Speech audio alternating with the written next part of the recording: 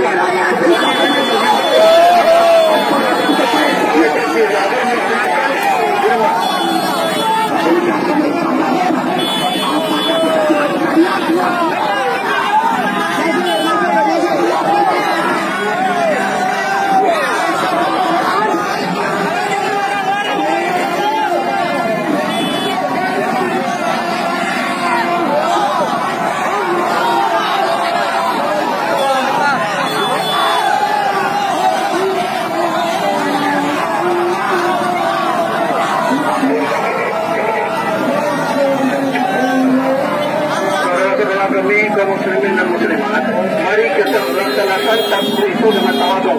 Tawaduk, kami juga muslim, beriman dan bertakwa kepada Allah. Kita melaksanakan dengan sesuai peraturan, dengan tawaduk kita laksanakan.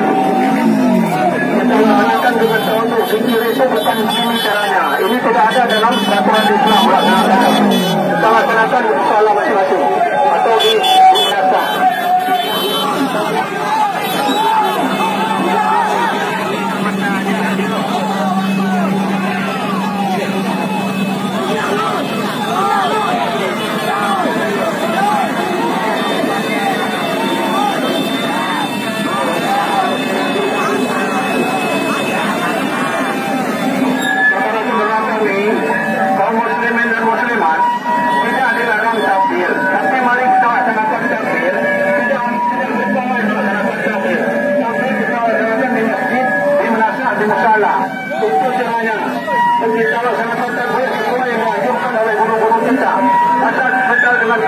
Kita meninggikan syiar-syiar Allah untuk mencegah penularan virus COVID-19.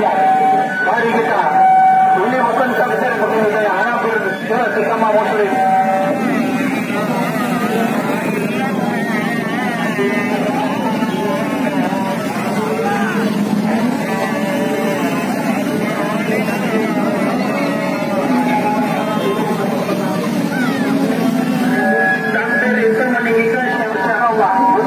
Jadi pertentangan, peributan dan perubahan. Kita melaksanakan takbir dengan tawaduk, tenang, berakhlak yang baik, menebar kebaikan, menghindari diri dari mengganggu orang lain.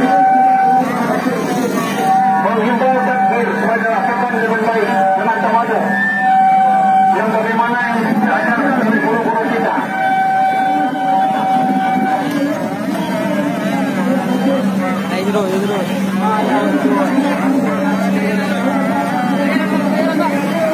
Kami rasanya Polri mengimbau tidak melaksanakan pawai takbir, melaksanakan takbir di sebagaimana yang diajarkan oleh guru kita.